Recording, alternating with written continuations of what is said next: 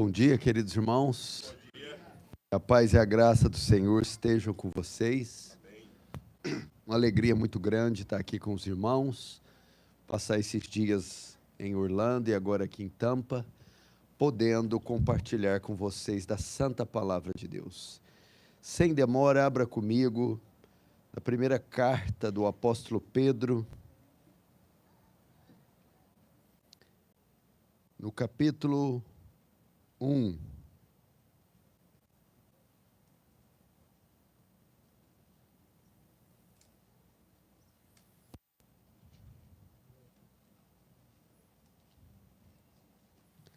Texto áureo conhecido dos irmãos. Vamos ver o que diz 1 Pedro, capítulo 1, verso 14. Como filhos da obediência, não vos amoldei as paixões que tinhais anteriormente na vossa ignorância. Pelo contrário, segundo é santo aquele que vos chamou, tornai-vos santos também vós em todo o vosso procedimento, porque escrito está: sede santos, porque eu sou santo. Queridos irmãos, eu quero falar com vocês um pouco essa manhã sobre a doutrina da santificação e a importância que ela tem e o papel que ela tem na vida do cristão. Esse é um dos temas mais importantes da teologia cristã. Não podemos ter uma vida cristã saudável, balanceada, sem conhecer a doutrina da santificação. O que nós vemos hoje principalmente na igreja brasileira, são quase 60 milhões de evangélicos, mas com um péssimo testemunho. Uma igreja envolvida em escândalos envolvendo dinheiro, envolvendo infidelidade conjugal, envolvendo a exploração e abuso infantil, endividamento, nomes sujos, irregularidade, ilegalidade. Isso é o oposto que Deus pretendeu para o seu povo. Quando ele escolhe Israel e dá todas aquelas leis, quando você olha para Levítico, fala: o que é aquilo? Aquilo era para distinguir seu povo dos demais povos e fazer um povo peculiar, distinto, santo. É isso que quer dizer santo: invulgar, distinto, separado. E Malaquias diz: então vereis outra vez a diferença entre o justo e o ímpio, o que serve a Deus e o que não serve a Deus. Meu temor é quando Deus dos altos céus se inclina para espiar a terra, será que ele vê alguma diferença entre o justo e o ímpio, entre o que serve a Deus e o que não serve a Deus? Em minha cidade, um empresário abriu uma loja de bijuterias, e ele era um empresário cristão. E quando ele abre essa loja, ele contrata as funcionárias para trabalhar com ele, todas da igreja dele, e muitas faziam parte do louvor. E essa loja cresceu muito, ficou muito famosa, vendia muito. Mas ele notou que estava havendo um déficit na arrecadação, e parece que alguns objetos estavam desaparecendo da loja. E é muito comum furtos em lojas que têm pequenos elementos. Ele ficou indignado com aquilo, falou: o que será que está acontecendo? Então ele resolveu instalar câmeras. E ele descobriu que quem estava furtando eram as funcionárias cristãs, membros da igreja dele, membros do louvor. Esse homem ficou tão frustrado, tão decepcionado, que fechou a loja, saiu da igreja e voltou para a cidade dele, por causa do péssimo testemunho desses supostos irmãos. Seria esse o modelo de vida que Deus desejou para nós quando nos salvou? Presta atenção: com a queda no pecado, a imagem de Deus no homem foi manchada. Você sabe que ele criou o homem à sua imagem e semelhança. Para isso você tem que voltar para mim na teontologia, nos atributos de Deus. Há duas categorias de atributos: atributos comunicáveis e incomunicáveis. Atributos incomunicáveis, só Deus tem, não comunica com ninguém: onipotência, onisciência, infinitude, eternidade. Atributos comunicáveis, Deus tem e comunica com a sua criação: santidade, bondade, amor, justiça. Então Deus comunicou isso ao homem. Mas com a queda, essa imagem foi manchada, deformada, corrompida, suja. Na salvação, esta imagem volta a ser restaurada. Ele planta uma nova semente no homem, e ele não muda só a nossa condição jurídica, justificação, mas transforma o nosso ser. A santificação, nesse sentido, é o processo que Deus utiliza para restaurar a sua imagem no homem. Se a queda, vamos usar esse termo, se a queda nos deixou feios, irreconhecíveis, deformados, a santificação gradativamente nos devolve esta beleza, esta forma, e ela culmina na glorificação. É isso, então, basicamente, que é santidade, ou santificação, trazer de novo a beleza e esculpir em nós a imagem de Deus. Agora vamos ver a importância da santificação no plano da redenção. O plano começou na eternidade, quando nada existia. Para você ver a importância e o valor que temos que dar na santificação, você vai ver a importância e o papel que ela ocupa no plano da redenção. Tudo que Deus faz tem um sentido, tem um propósito. Ele não sacrificou o seu próprio filho, enviando na terra à deriva, sem sentido. Isso teve um objetivo específico, ok? E digamos que a santificação, nesse sentido, ocupa um lugar central no plano da salvação. Veja para você ter uma ideia. Efésios 1, 3, 5, bendito seja o Deus e Pai do nosso Senhor Jesus Cristo, que tem nos abençoado com toda a sorte de bênçãos nas regiões celestiais, assim como nos escolheu nele, antes da fundação do mundo, olha o plano, para, cláusula de propósito. Por que ele nos escolheu antes da fundação? Antes da fundação é onde ele planejou a redenção. E quando ele planejou, ele nos escolheu antes da fundação do mundo para, olha a cláusula, sermos santos e irrepreensíveis. No seu plano que foi criado na eternidade, ele já tinha em vista a santidade. Isso não é maravilhoso? O que significa? Estou mexendo aqui, não sou muito acostumado com isso. Eu sou antigo, igual eu estive lá, o Dr. Lauso, o esboço dele é caneta, é manuscrito mesmo. Se você está aqui hoje, querido irmão, se você foi salvo por Cristo, saiba que não foi por seus méritos. Ele te elegeu, e preste atenção, ele te elegeu para quê? Qual foi a finalidade da sua eleição antes da fundação do mundo? Para você ser santo. Martyn Lloyd-Jones, a respeito desse texto, diz: esse texto ensina que o propósito de Deus em Cristo para o seu povo é de remover completamente os efeitos do pecado, da queda do homem, o que chamamos de santificação. Esse é o propósito central de Deus na salvação.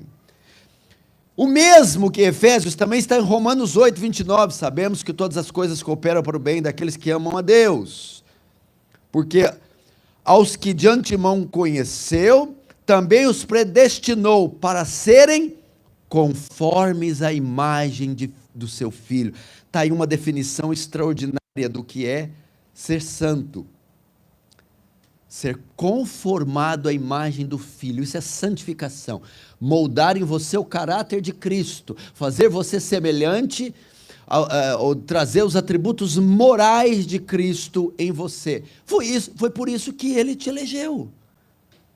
Isso é o grande propósito da eleição. Ele não viu homens perdidos e disse: vou elegê-los para serem ricos, vou elegê-los para serem felizes, vou elegê-los para serem bonitos, vou elegê-los para terem saúde plena. Não, não, não. Ele disse: vou elegê-los para serem santos, distintos, invulgares, separados. Para isso que ele nos elegeu. Olha que coisa extraordinária. A gente se esquece disso. Eleição, eleição, eleição. Não, como assim? Ele nos elegeu como estávamos e para ficar como estávamos? Não. Para sermos santos e irrepreensíveis. Agora veja só. Em segundo lugar, a eleição não é importante só no plano, a criação, a elaboração do plano. Mas a santificação também é importante na aplicação do plano. Ele tinha em mente quando elaborou o plano, mas também quando aplicou o plano. Olha, Efésios 5, 25, 27. Maridos, amai vossa mulher como também Cristo amou a igreja, a si mesmo se entregou, morreu em execução do plano, ok? Por ela, para que a santificasse. Então veja só, Deus tinha em vista, quando elaborou o plano na eternidade, da santificação. E quando executou o plano, enviando o seu filho para morrer, ele morreu, se entregou por ela para que a santificasse. Um dos propósitos da morte do Senhor Jesus era nos purificar, nos separar, nos tornar santos. Então ela ocupa ocupa um lugar central na aplicação do plano. Quando Cristo morreu, aplicando o plano, executando o plano criado por Deus na eternidade, foi com o propósito de nos santificar. Veja a santificação na aplicação da obra salvadora. Isso está mostrado com mais profundidade em Tito capítulo 2, verso 11 e 14, porquanto a graça de Deus se manifestou, aqui tem um tratado, dá para fazer uma conferência de 20 sermões só com esse texto, porquanto a graça de Deus se manifestou salvadora a todos os homens, pela graça sois salvos, a soberania de Deus na salvação, a graça de Deus na salvação, para que, renegando a impiedade, as paixões mundanas, só esses dois textos aplicassem a cultura e ao cidadão norte-americano. Paixões mundanas, impiedade. Vivamos no presente século sensata, justa e piedosamente, aguardando a bendita esperança, a manifestação da glória do nosso grande Deus, Salvador Jesus Cristo, o qual a si mesmo se deu por nós. Todo mundo sabe que Jesus morreu na cruz. Agora aqui, a fim, a causa de remir-nos, justificação, remir-nos de toda a iniquidade, ok? Aqui ele cuida da parte jurídica, a função dele é anular nossa penalidade. Uma das propósitos da morte é nos justificar diante do Senhor, resolver nossa situação jurídica, mas não termina aí, a fim de remir-nos de toda a iniquidade e purificar, depois da justificação, santificação, para si mesmo um povo exclusivamente seu, zeloso de boas obras.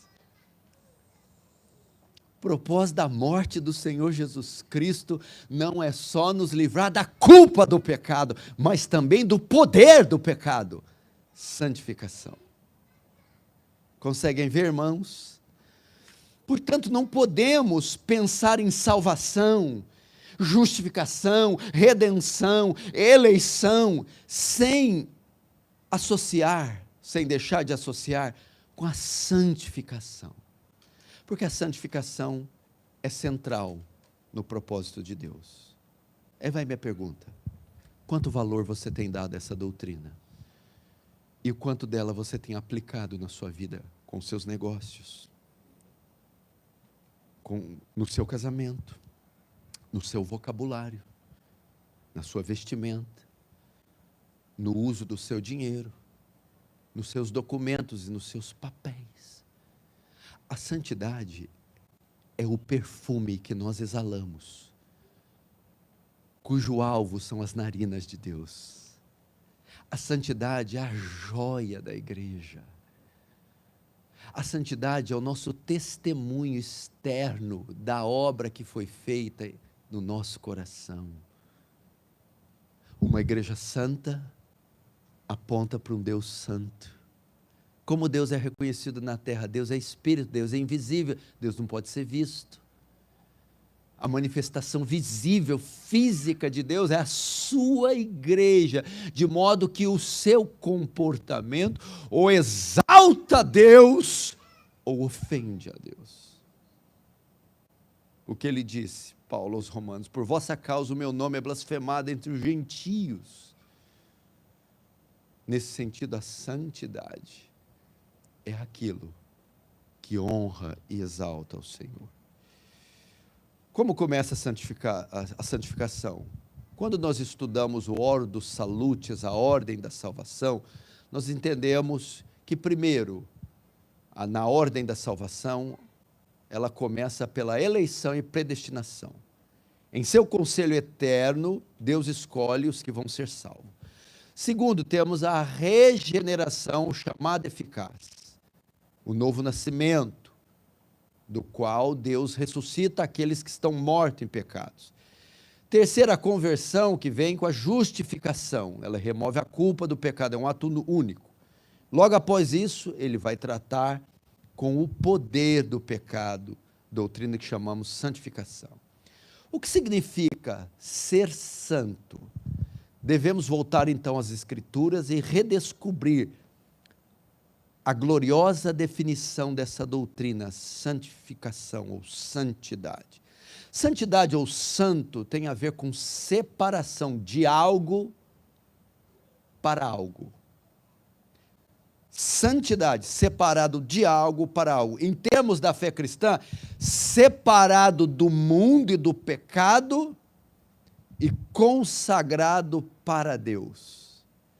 Era um termo usado, para você ter uma ideia, no serviço dos operários, quando eles estavam trabalhando com rochas, extraindo blocos de rocha dessas pedreiras. Eles extraíam o bloco, mas ninguém extraía um bloco, uma rocha, para ela ficar alheia. Não, extraía-se da pedreira e separava para um uso pessoal, para uma fundação, decoração, ornamento. Esse é o princípio da santificação. O Senhor nos corta, nos retira, faz uma ruptura com o mundo, com o sistema, com o pecado, e nos separa para uso pessoal, para a sua adoração, para o seu serviço, para o seu louvor.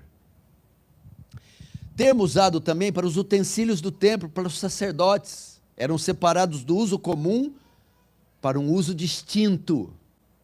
Utensílios para o uso específico do culto, o sacerdócio para ministrar diante de Deus. Com relação aos crentes, na conversão, eles são separados do mundo, do domínio do pecado, para viver para Deus. O Catecismo de Westminster define santificação como: ela é a obra da livre graça de Deus, pela qual somos renovados em todo o nosso ser, segundo a imagem de Deus, habilitados a morrer cada vez mais para o pecado e a viver para a retidão. Nunca se esqueça, a santificação tem dois aspectos, o negativo e o positivo. O negativo, cortado do mundo e separado do pecado. O positivo, separado para Deus, para viver por sua glória. Por que temos que saber isso? Porque obediência sem amor, legalismo. Amor sem obediência, antinomismo. E nós sempre temos a tendência de ir para uns extremos. Alguns pensam que santidade é não use, não toque, não faça, só isso. as motivações não estão centradas em Deus. Não é por gratidão por aquilo que Deus fez. É apenas, parece que garantindo a salvação na sua performance. Não, isso é legalismo.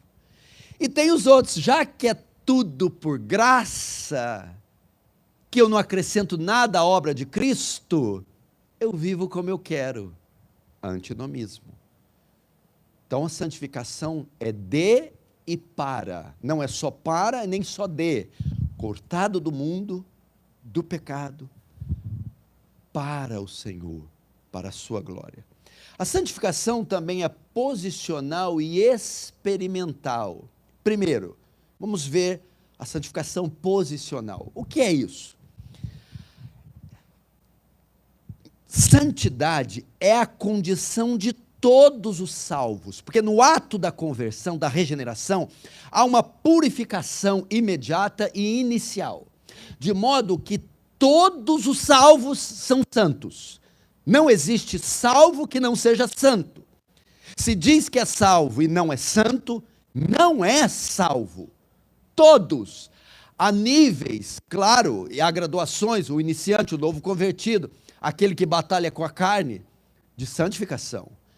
Mas há um sentido que posicionalmente, Paulo escrevendo aos Coríntios, aos santos que estão em Coríntios, independente da posição, do grau, independente, todos que veem a fé são santos. Se diz que é salvo, mas não é santo, tem algo errado com a santificação. Todo justificado, passado, está no presente, sendo santificado. Se não está sendo santificado, não foi justificado, porque ela é uma evidência da minha justificação. 1 Coríntios 1, 2, Paulo chamado pela vontade de Deus para ser apóstolo de Jesus Cristo ao irmão Sóstenes, e a igreja de Deus que está em Corinto, aos santificados em Jesus, chamados para ser santos. Essa é a posicional.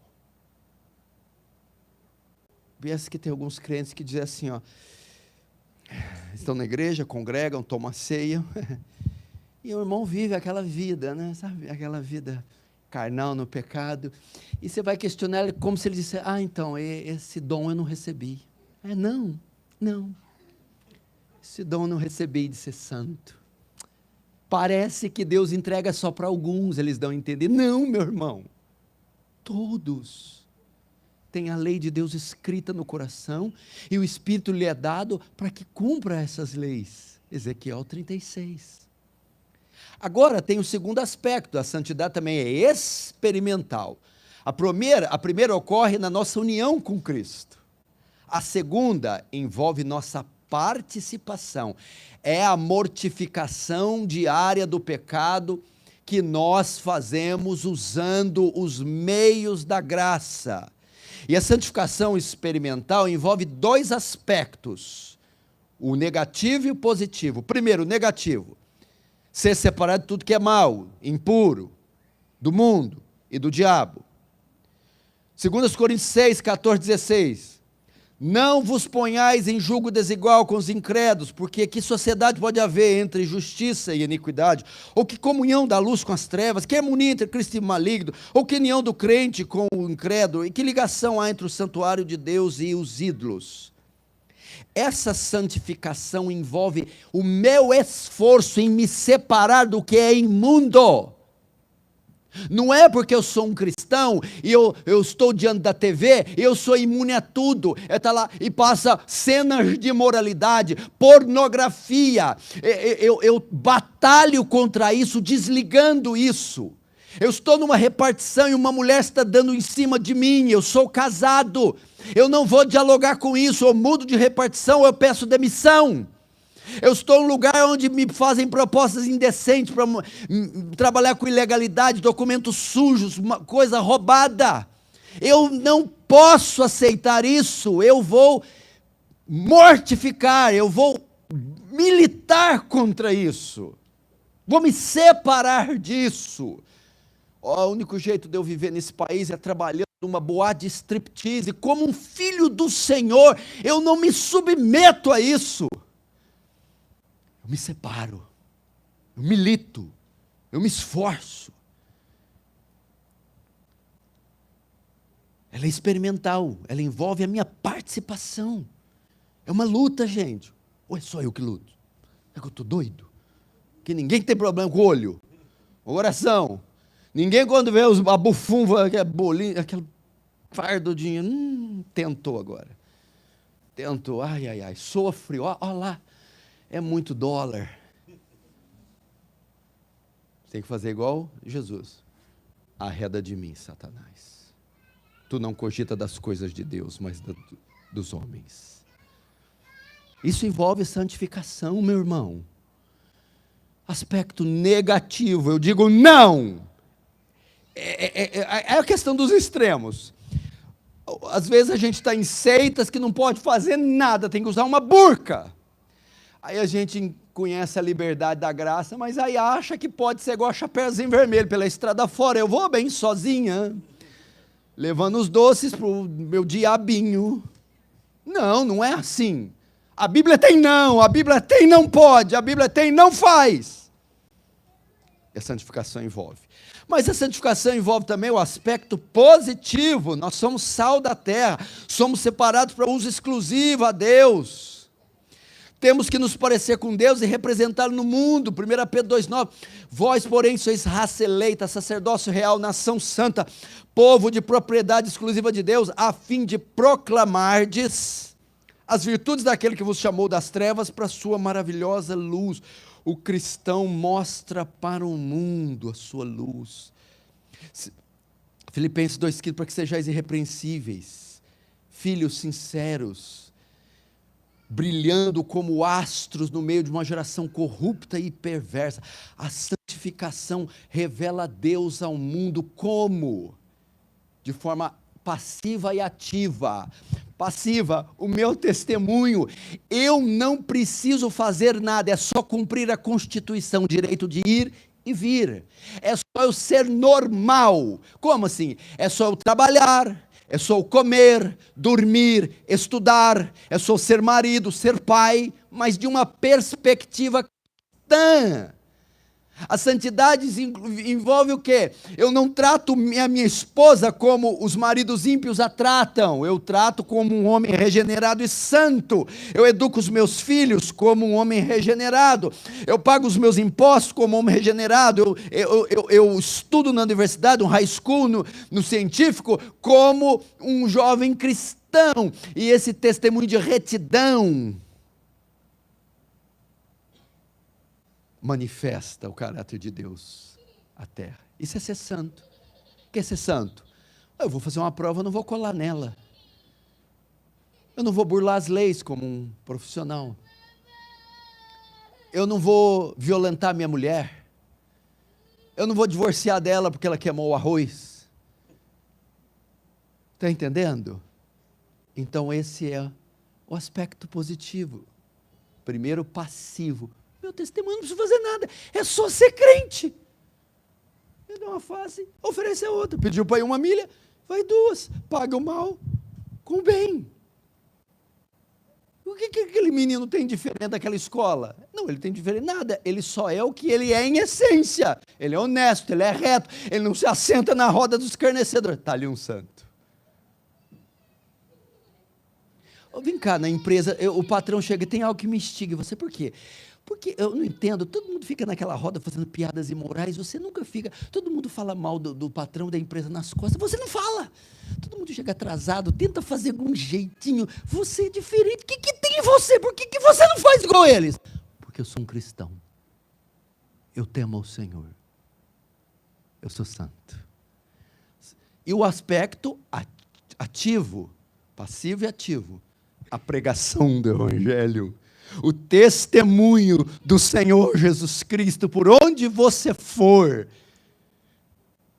que Jesus morreu, ressuscitou no 3º dia, e ordena que todos os homens em todos os lugares se arrependam e creiam no Senhor Jesus. Queridos irmãos, a santificação é importante nós entendermos que ela não é isolacionismo nem perfeccionismo. Esse foi o erro de Wesley, que cria numa santificação plena. Ou, como era a seita judaica dos essênios. Então, ela não é isolacionismo. João 17, 15, 16, Jesus diz, não peça que os tire do mundo. Não tem que ir para uma ilha, não tem que fazer uma comunidade de crentes aqui no meio de Tampa e ficar só gente, pastor, não chama ninguém. Não peço que os tire do mundo, mas sim que os guardes do mal. A santificação não tira o cristão do mundo, tira o mundo do cristão. Então não é isolacionismo. E também não é perfeccionismo. Perfeccionismo ensina que existe uma classe de cristãos que alcançarão a perfeição moral ainda nessa vida e viverão sem pecado. Isso é impossível. 1 João 8, 9. Se dissermos que não temos pecado algum, a nós mesmos nos enganamos e a verdade não está em nós. Se confessarmos nossos pecados, Ele é fiel e justo para perdoar os pecados. Ou seja, então João coloca a possibilidade de um crente pecar.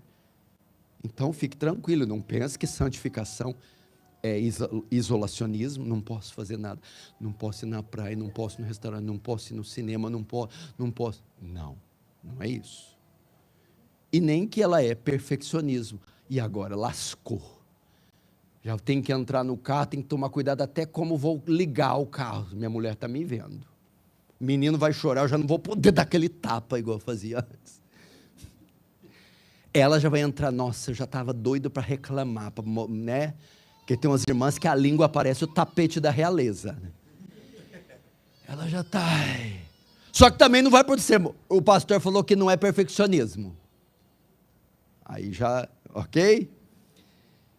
Por fim, queridos irmãos, quantos estão entendendo? Quantos querem ser santos como o Senhor é santo?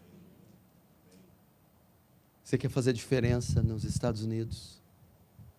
Em Tampa, Flórida, Orlando? Seja santo, como o santo Ele é. Invulgar, distinto, separado. E você vai ver a diferença que isso vai causar. O Dr. Martin Lloyd Jones disse que o testemunho é o maior meio de evangelização. Ele disse que na Segunda Guerra Mundial, quando ela termina, os padres católicos começam-se a chegar nos refugiados e soldados, e para atraí-los, eles se envolvem com eles, se misturam, começam a fumar com eles, e enfim. E esse método, ele diz que não funcionou. E quando chegavam alguns cristãos evangélicos, distintos, com seu testemunho, aquilo encantava o mundo pós-guerra, e diziam, eu quero essa paz que você tem, essa convicção, essa separação, o que é isso? Então, convergia em Jesus Cristo e na cruz de Cristo. O testemunho.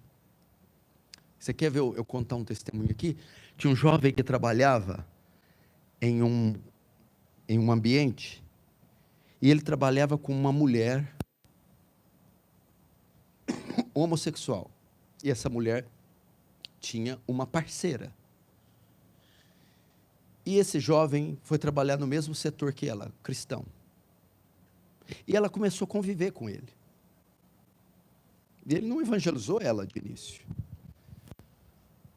mas ao conviver com ela, ele percebia a simpatia, a doçura, a integridade, e alguns conselhos que ele dava a ela. Foi passando o tempo, eles tiveram uma situação onde eles conversaram, e ela foi reclamar da empresa e do patrão, e ele disse para ela, não faça isso, é através dele que você tem seu sustento. E ela já estava mexida com o testemunho, ela parou e olhou para ele assim, desse jeito, você vai fazer eu voltar a gostar de homem, porque eu estou me apaixonando por você. Ela estava decidida a deixar o relacionamento homossexual, voltar a ser hétero, e ter relacionamento com o homem por causa do testemunho desse jovem. É a mesma coisa o pessoal que trabalha com a gente, né? Tá uma paz, a hora que chega o crente, a paz sai na hora. Você está ali pensando em fazer o caminho justo. Meu Deus, como é que eu saio dessa situação? Aqui tem imposto, aqui tem isso. Aí chega o crente. Tem um papelzinho que assina aqui, pastor. Sai para lá, crente. Não, meu irmão. Qual que é o testemunho? É o de José. Está lá no Egito. Flor dos hormônios, não tem Jacó, não tem Rubem, não tem Simeão. Eu estou numa seca danada. Vem a mulher mais bonita do Egito. Deita-te comigo, José. José fazia igual o leão da montanha, saída pela direita, sebo nas canelas. Ou não? Papai Jacó não está aqui, Rubem não está aqui, Potifar não está aqui, ninguém vai ver. Mas aquele que tudo vê, estava vendo, e José diz: eu temo ao Senhor, como eu pecaria contra o Senhor. Que testemunho poderoso. Isso tem poder de impactar, meu irmão. Homens que iam por martírio e não negavam o Senhor. Você quer ver o que aconteceu? Por que a perseguição no Império Romano no primeiro século parou? Primeiro século, você sabe, começou a grande perseguição por Nero, e que fazia dos crentes um espetáculo no Coliseu. E aí, jogava os crentes no Coliseu, tal, enfim. E havia algumas vezes que os leões não comiam. Eles ficavam inibidos. Porque quando soltavam os leões, os crentes estendiam a mão no meio do Coliseu e começavam a cantar. Eu vou contextualizar. Glória, glória, aleluia. E aquele coliseu lotado de carniceiros, assassinos. Quando os leões entravam e viam que os crentes cantavam, alguns ficavam inibidos e não comiam os crentes. Em outras ocasiões comiam, mas eles morriam cantando. E aquilo começou a causar um impacto no coliseu. E alguns começaram a se converter, vendo como é que essa gente condenada pode morrer cantando. E às vezes ficavam os leões, vendo os leões constrangidos de comer. Começou a acontecer um avivamento. E às vezes Nero descia e via pedaços, estilhaços dos corpos, e às vezes chutava a cabeça e via o semblante dos crentes. Só a cabeça. Felizes. E ele olhava. Então se lembrou da frase de Tertuliano: o sangue dos mártires é semente da igreja. Eles mudaram a estratégia. Tem que parar de matar, porque cada um que mata, 100 se convertem, 200 se convertem. Mas o quê? Eles não tinham como pregar.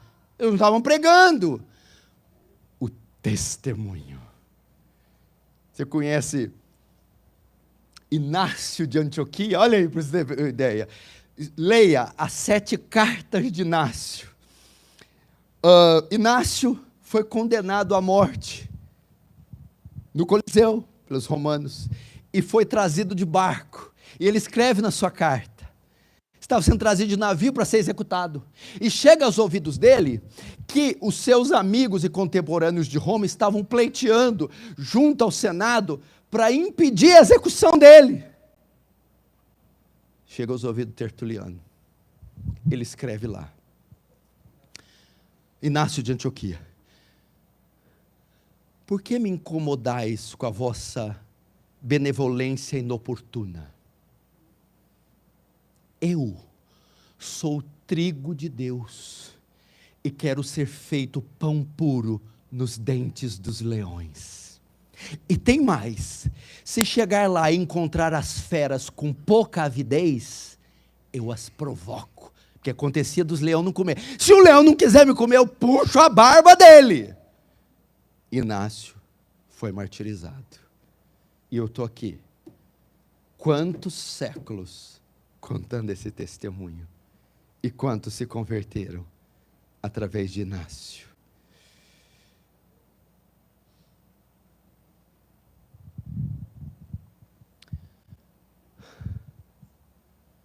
Tem um outro testemunho que eu podia contar também dessa época, agora eu não me lembro, talvez esse é Policarpo, ou esse também que chega diante do imperador, e ele está incomodando o império.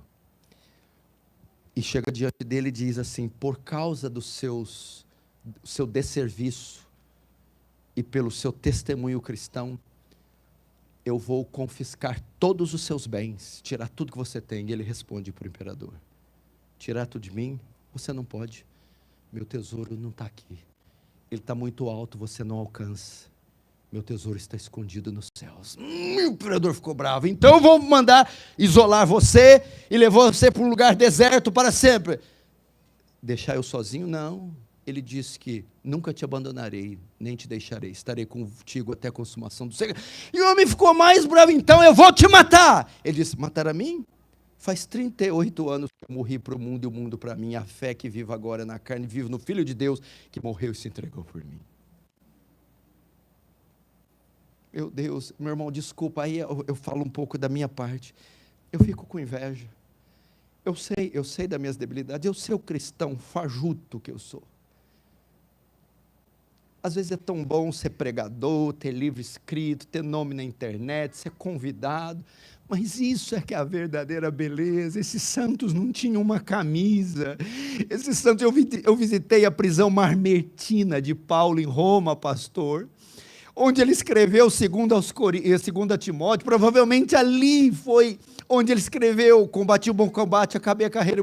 Quando eu desci numa escada espiral e vi aqueles blocos, uma prisão com teto um pouco mais baixo que esse, o cheiro de mofo, escuro, porque só tinha a luz elétrica para os visitantes, mas era escuro.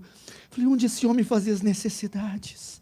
O maior santo que a terra conheceu, o maior escritor da Bíblia, um fenômeno, um monstro, Paulo, terminou a vida aqui.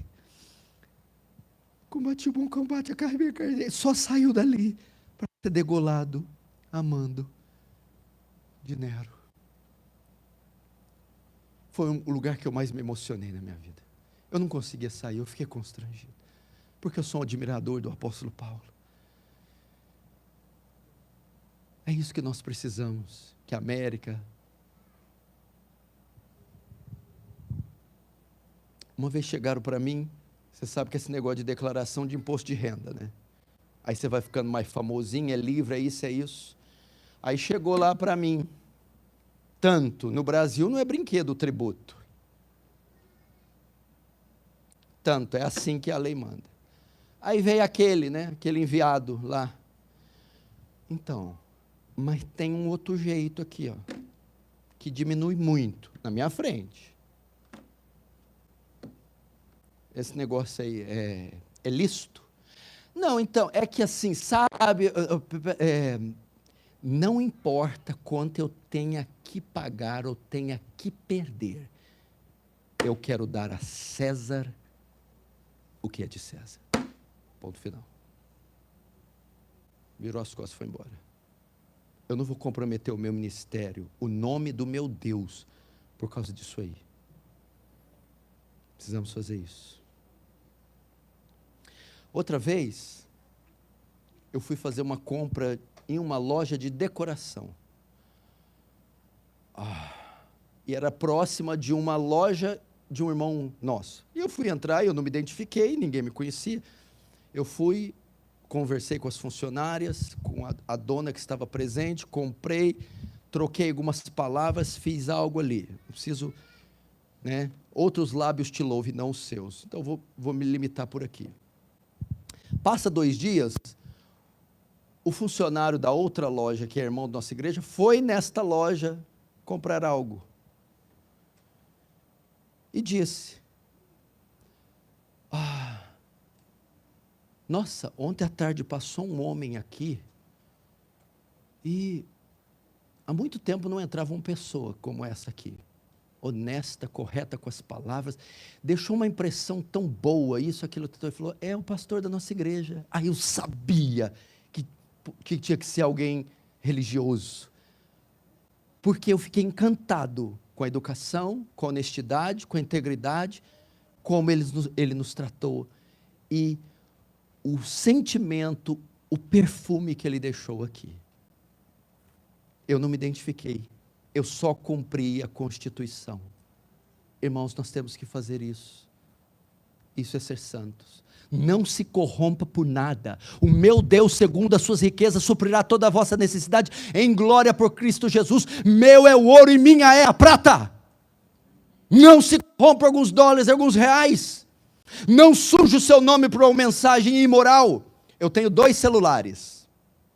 2 celulares. Por que 2 celulares? Os aplicativos, YouTube, Instagram, essa parafernália toda, é um que fica na minha casa, só para eu atualizar à noite. O que fica comigo durante o dia, é só para receber chamada, é só para falar com meus contatos. Eu não quero que isso me polua, me corrompa, eu não quero que isso me manche, eu não quero ser escravo disso. Então deixo só à noite, eu vou, sai para lá. Durante o dia, não. Você está entendendo? Eu crio ambientes para favorecer a minha pureza. Devemos fazer isso.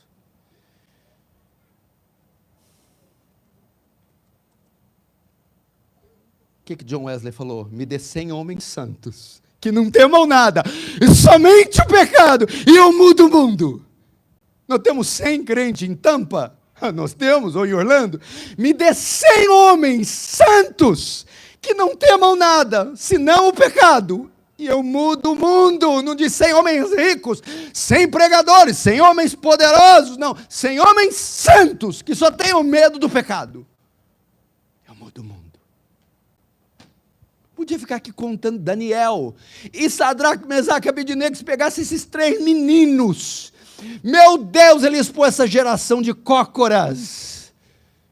Se ao som da cítara, gaita de foles, da trombeta, aquele que não se ajoelhar diante da estátua, será jogado na fornalha 7 vezes mais acesa. Aquela escultura representava o pluralismo, o ecumenismo. É verdade, ó Sadraque, Mesaque e Abednego, diante da minha estátua e dos meus deuses não servi. Se ao som da cítara, gaita, vocês não se ajoelharem, serão jogados no lago de fogo. Sadraque toma a palavra e diz: ó rei Nabucodonosor, fica sabendo que diante da estátua não ajoelharemos. E se o Deus a quem servimos quiser nos livrar, que nos livre. Se não, fica sabendo, não nos curvaremos. Eu não queria nem ser um deles. Eu queria só estar atrás olhando. Eu queria ser amigo, vocês deixam o seu amiguinho de vocês? E os homens foram jogados. E Daniel? 3 vezes ao dia, o decreto e tal.